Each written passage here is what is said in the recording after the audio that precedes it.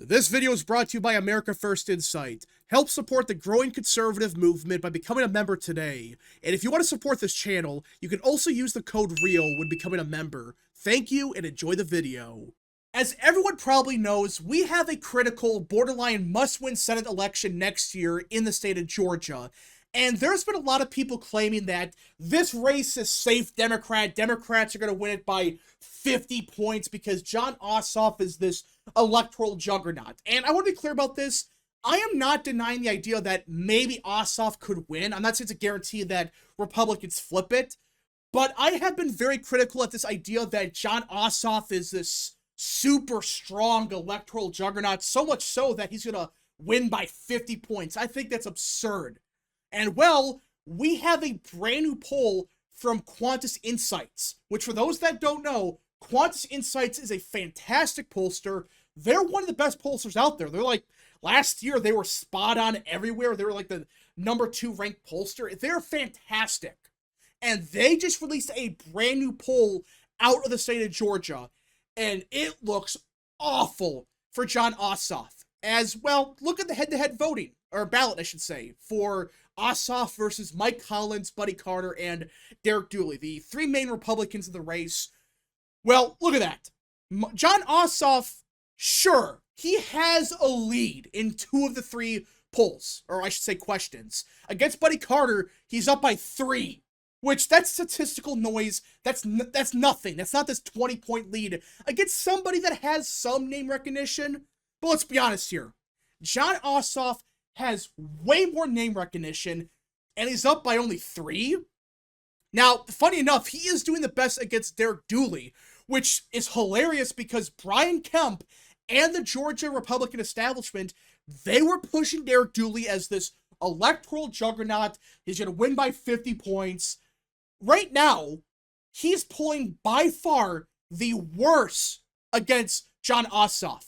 And the funny thing is the best polling Republican is Mike Collins. Now, obviously, he's very close with Buddy Carter, but still, right now, Mike Collins is the best polling Republican of the 3, which these same people were claiming, Mike Collins is the weakest Republican, he's unelectable, he's going to lose by 50 points, which is insane. Now, could Mike Collins lose? Sure. Okay, there are some questions as to, will some of his rhetoric in the past hurt him? Maybe that's a possibility, sure. But right now, he is the best polling Republican against Ossoff, especially compared to Derek Dooley.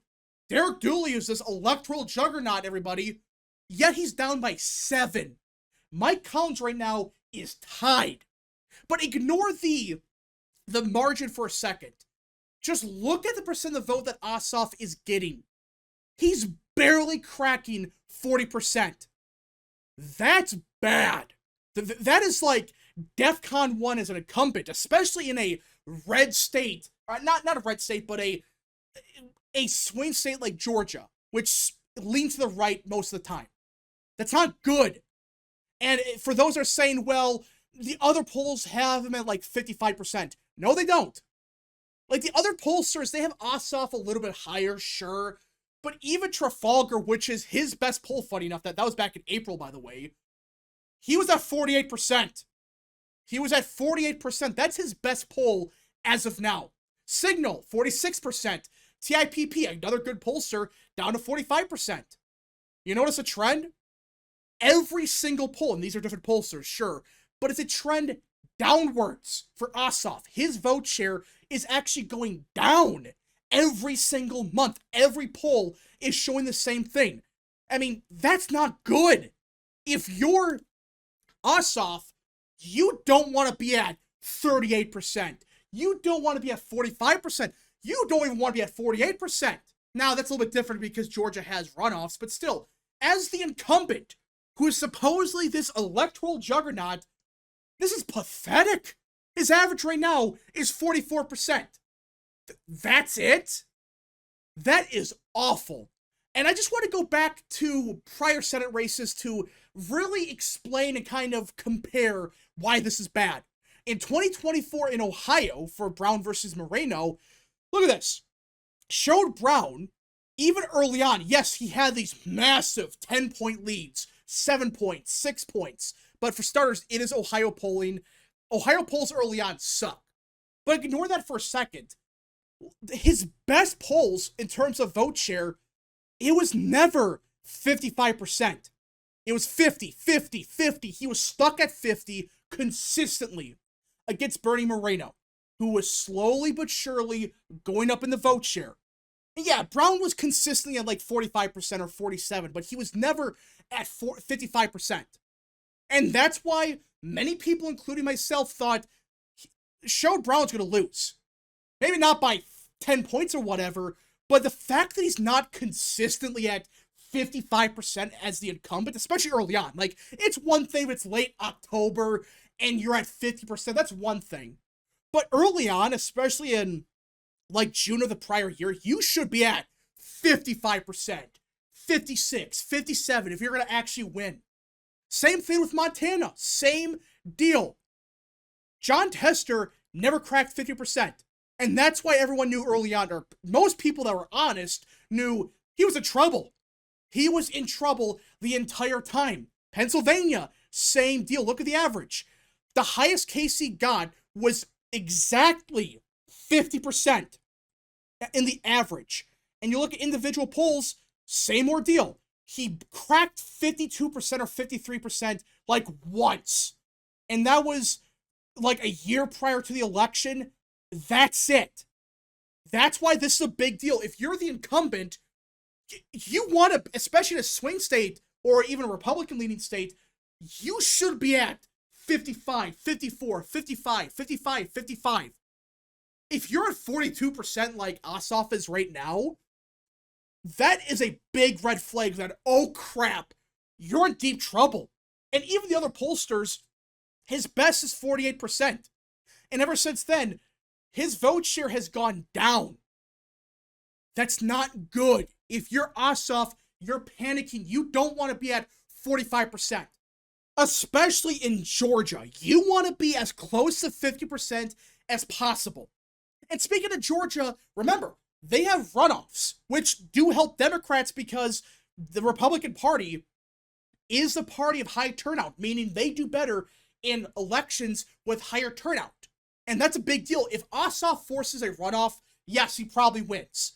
But right now, he's only at 45%. So if Collins gets a majority of undecideds, we'll see. But if Ossoff does force a runoff, depending on what percent of the vote he gets, like if he's at 40% or whatever, and Collins at 49, he's losing. But if it's like 48 and 47, Ossoff is probably going to lose.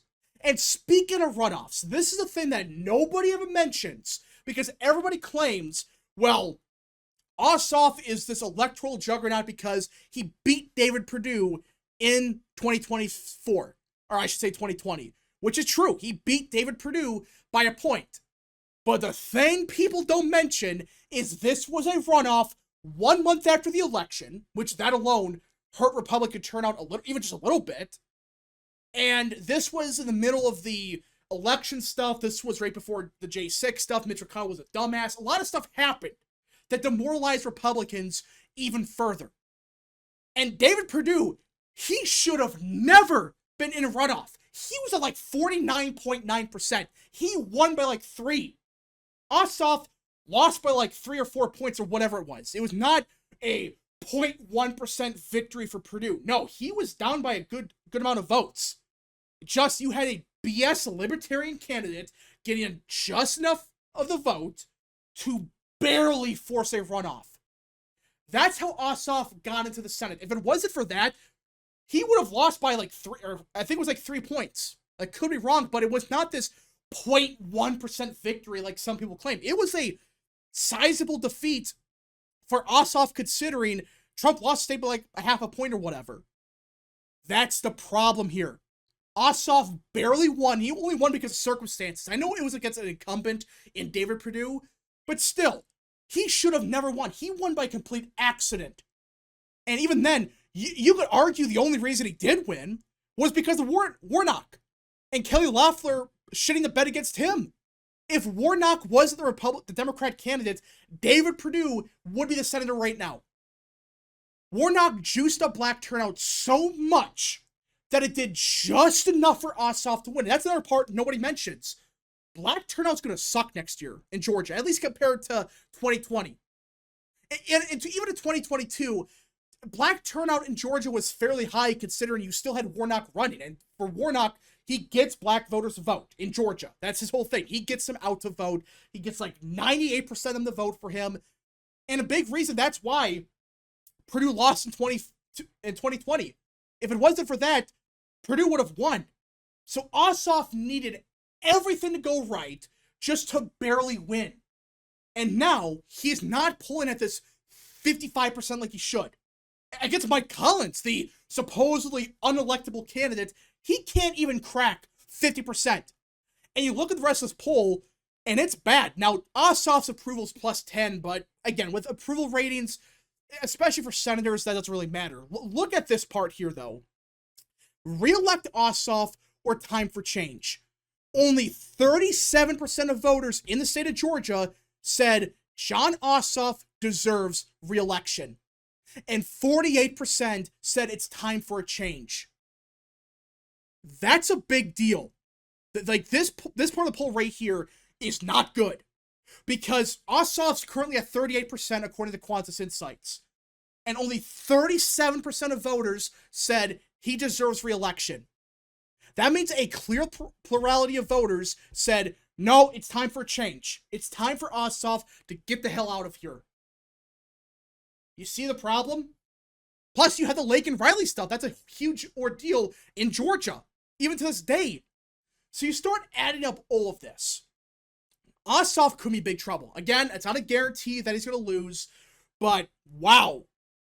If you're Jon Ossoff, you're panicking right now. If you had half a brain, you would be, because you should be at 55% right now. If you're going to win by a good margin, like some people claim he was, he should be at 50%, 55% right now. It's not like this is a month before the election and he's up by a point with 49%. No, he is down by, or he's only at 42% or whatever, 40%. That is pathetic. He needs everything to go his way yet again just to barely win. We shall see what happens. And a reminder that this was basically before Charlie Kirk's shooting, which, again, it's kind of morbid talking about that. But seriously, how much will that impact next year with turnout? A lot of Trump voters, they might be saying, oh, hell no, we're not allowing Democrats to win. We're going to get out the vote. We're going to vote no matter what. And if that happens, which, again, we'll see, the next couple months will kind of give us an indicator. But if turnout is way higher in a place like Georgia, that would help Collins, or even Buddy Carter.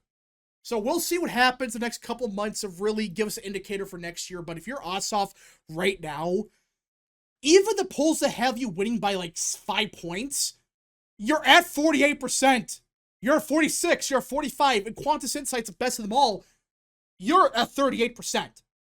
And basically nobody is saying you deserve re-election. There are so many red flags right now. It's incredible. This is not just one poll. This is multiple polls showing the same thing that we saw in 24. Just last year, we saw the same thing in Ohio, Montana, Pennsylvania, even states like Wisconsin, which, yeah, we did lose. But at least in Wisconsin, even the early polls suggested that this race was going to be close. And it was. It was a very tight race, and Baldwin barely won. Now, Ossoff is polling even worse than Tester, than Brown, McCormick. Again, it's very early. You cannot use this as evidence that's a guarantee that they lose, but holy crap. It's not looking good for them right now. Anyways, folks, thank you so much for watching. If you guys did enjoy, smash the like button down below, subscribe, share with your friends, and of course, join the channel today. Godspeed to all of you.